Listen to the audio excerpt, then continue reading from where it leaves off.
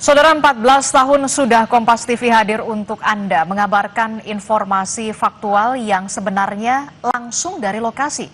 Kompas TV juga berkomitmen jujur menjaga independensi dan kepercayaan masyarakat. Salah satunya seperti saat aksi unjuk rasa yang ramai beberapa waktu lalu. Jurnalis Kompas TV melaporkan informasi aktual dan kami hadirkan cerita mereka untuk Anda. Saudara, saya akan datangi secara langsung Makobrimob di kawasan Kuitang, Jakarta Pusat untuk melihat situasi apa yang sesungguhnya terjadi dan apa yang sesungguhnya ingin disuarakan. Bisa nih, saksi terus.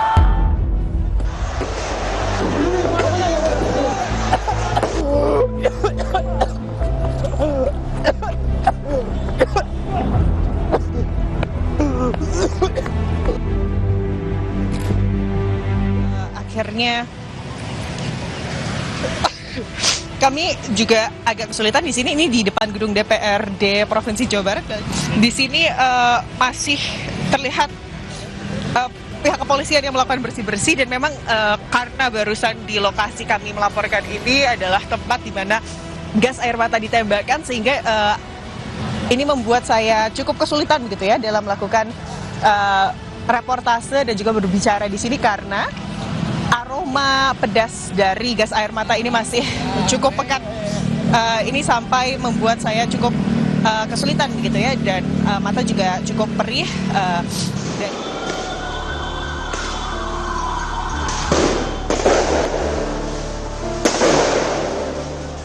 Untuk akses jalan kami lihat tetap beroperasi seperti biasa, karena kalau Anda lihat di belakang saya,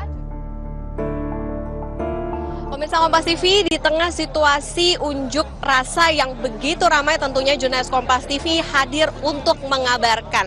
Tapi saya juga pengen denger nih cerita juga dari salah satu jurnalis Kompas TV, yakni Zevanya Situmayang. Halo Zevanya. halo Kak Okta, saudara Kompas TV. Zevanya, cerita dong pengalamannya kemarin kan unjuk rasa rame banget, bahkan juga berujung ada yang kericuhan juga. Nah, itu gimana waktu itu pengalamannya? Pengalaman pertama yang cukup menegangkan pastinya, karena pertama kali saya ngeliput demo juga di tahun ini, dan tentu senang juga ngeliat bagaimana masyarakat itu sangat semangat ya, dari mahasiswa, dari berbagai instansi itu sama-sama mau menyuarakan apa yang menjadi keresahan mereka untuk pemerintah.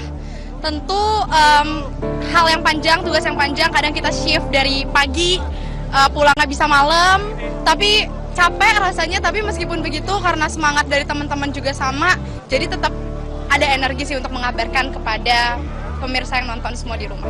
Zevanya, waktu itu pernah nemu kendala nggak sih selama proses meliput, terutama di tanggal 25 sampai 31 Agustus itu? Ya, kebetulan aku mulai ngeliput dari di tanggal 25-nya banget, dan di situ memang kericuhan pertama kali terjadi kan. Itu masih siang hari, tapi udah ricuh suasananya, tembakan gas air mata juga ada. Itu sih paling kendala yang dirasain adalah ketika ada gas air mata, kita pasti kocar-kacir ke sana sini, kepisah sama campers. Itu momen panik juga, karena kita nggak tahu tim kita di mana, kita nggak tahu kondisinya gimana. Belum lagi dari kantor kita harus live, harus mengabarkan kepada yang nonton di rumah seperti apa. Tapi di satu sisi juga kondisi lagi deg-degan, tegang, menghirup gas air mata juga agak sesek gitu ya. Tapi ya mau nggak mau kita tetap harus punya energi untuk bisa kasih informasi yang tepat dan aktual, terpercaya juga tentunya. Polisi melepaskan tembakan gas air mata, saudara.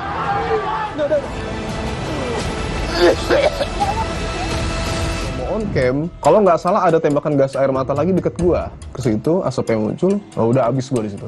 Abis dalam arti gua nggak bisa ngomong-ngomong, mungkin ketarik ya, udah nyangkut kali ya, udah nyangkut di tenggorokan sama hidung gua. Ya udah, kalau gas air mata itu kan kalau misalnya belum masih ketahan di mata, hidung sama tenggorokan, mungkin masih bisa diantisipasi. Tapi kalau udah plek, nyangkut aja udah. Kalau boleh dijelasin tuh, itu momentum gua inget mati lagi, serius. Karena apa? Karena ketika gua dibantu evakuasi sama Mbak Veron dan Arif, itu tuh gue nggak bisa nafas sekali. Gue tuh nggak bisa nafas sama sekali. Ya bayangin aja, orang nggak bisa nafas sama sekali, dipaksa ya dalam tanda kutip untuk lari. Di situ tuh gue mikir, ini nih penyebab dari begitu banyak korban jiwa yang lahir karena tembakan gas air mata. Gue nggak tahu saat itu tuh gas air matanya beda banget sama yang di Pati.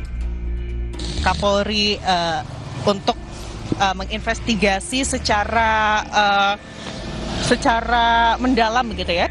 Live aku rada jadi kayak konsentrasi aku terbagi antara Meller sama materi live report, karena itu bener-bener Meller yang belum pernah aku alami sebelumnya. Bener-bener aduh, Mellernya tuh parah ya. Biasa tuh saat ada satu peristiwa besar, kita tuh betul-betul ada di depan peristiwa itu untuk melaporkan.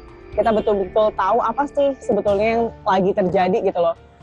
Kami akan tunjukkan yang ini adalah gambar terkini aksi demonstrasi di depan gedung DPRD Provinsi Jawa Barat.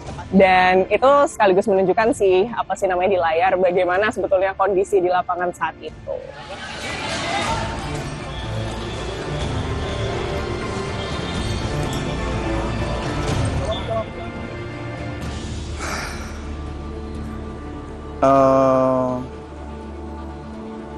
Itu yang menarik untuk jadi seorang jurnalis ya.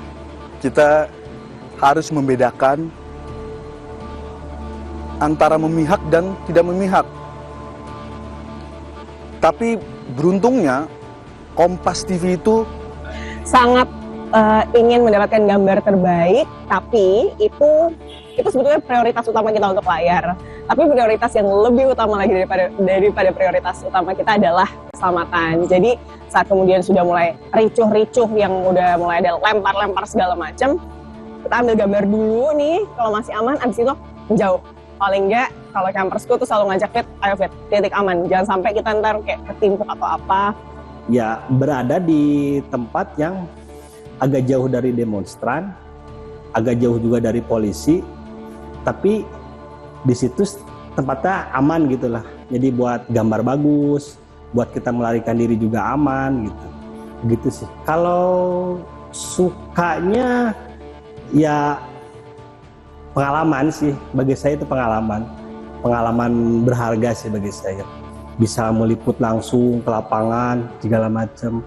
Ya kalau dukanya ya kita sama dengan demonstran, kayak kena gas air mata, kayak kita ikut lari-lari, kayak ikut takut kelempar juga, itu sama.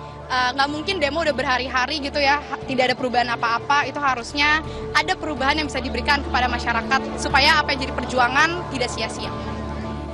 semoga 17+8 tuntutan rakyat bisa terrealisasi.